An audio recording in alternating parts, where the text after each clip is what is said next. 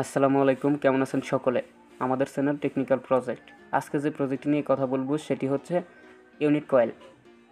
Unit কয়েলের দুই পাশের দুইটি লেগ, আর এইগুলো চারপাশে চারটি হচ্ছে ইউনিট খোলার জন্য স্ক্রু। এটি হচ্ছে অ্যাবোমিটার। আমরা একটি অ্যাবোমিটার নিয়েছি, অ্যাবোমিটারের সিলেক্টর কাটা এক্সটার্নে রাখছি। এই দুটি হচ্ছে অ্যাবোমিটারের ক্যাবেল। এই ক্যাবেল দিয়ে আমরা সর্বপ্রথমে ইউনিটটি মেপে দেখব যে রিপিশন দেয় কিনা, অর্থাৎ মিটারে ভ্যালু দেখায় কিনা। দেখেন, একত্রিত করলে ভ্যালু দেখাচ্ছে, দেখেন, কিন্তু ইউনিটের লেগের সাথে স্পর্শ করলে আমাদের ভ্যালু দেখাচ্ছে না। অর্থাৎ ইউনিটটির ভিতরে যে কয়েল থাকে, কয়েলটি খারাপ হয়ে যেতে পারে। যেমন এই যে এই কয়েলই আপনার ইউনিটের ভিতরে থাকে। আমরা দেখেন এই এক্সটার্নাল পূর্বের আরেকটি ইউনিট ছিল, সেটা খুলে নিচ্ছি। এটাকে চেক দিব, এটাও চেক দিব। এটা দেখেন মিটারে কোনো ভ্যালু দেখাচ্ছে না, অর্থাৎ এটাও কেটে গেছে। আর কেটে গেলে কেমন হয় ভালো করে লক্ষ্য করে দেখবেন। ইউনিটটি পুড়ে গেছে, পুড়ে যাওয়ার ফলে কোনো এক জায়গায় কেটে গেছে।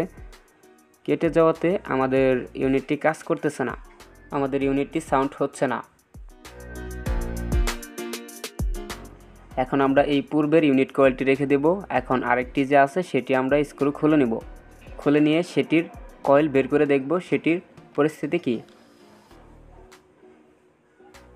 চারটি স্ক্রু থাকে, এক এক করে সবগুলো খুলে নিতে হবে ফার্স্টে।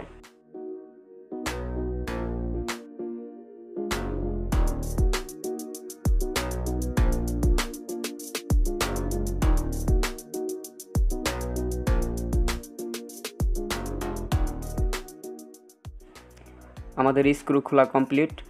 এখন দেখতে পাচ্ছি এইখানে কস্টিপ মারা আছে, আমরা এই কস্টিপটা খুলে নেব। হয়তোবা আগে রিফারিং করেছিল, যার কারণে কস্টিপ মেরে দিয়েছিল পানি যেন না ঢুকে। এখন দেখেন এই ইউনিটটির এক পাশে কালো হয়ে গেছে, অর্থাৎ পুড়ে গেছে, কালো হয়ে পুড়ে গেছে, যার ফলে কোনো এক জায়গায় কয়েল কেটে গেছে, তার কারণে কাজ করতেছে না। আমাদেরকে এখন এই কয়েলটি চেঞ্জ করে দিতে হবে।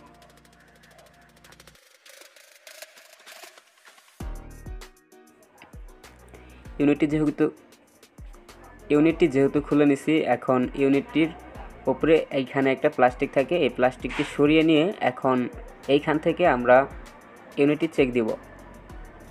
ইউনিটটি আবারও আমরা এইখান থেকে চেক দিব যে ভ্যালু দেখায় কিনা। মিটারে দেখেন ভ্যালু দেখাচ্ছে না। এই ইউনিট কয়েলটি কেটে গেছে, কেটে যাওয়ার ফলে কোনোভাবেই ভ্যালু দেখাচ্ছে না। আমরা এই ইউনিট কয়েলটি পাল্টানোর আগে, পরিবর্তন করার আগে আমরা আবারও চেক দিয়ে নিলাম যে এইখান থেকে ভ্যালু দেখায় কিনা। যাই হোক, তারপরে আমরা এই ইউনিটের যে কানেকশন আছে, এই কানেকশন দুটি খুলে নিলাম।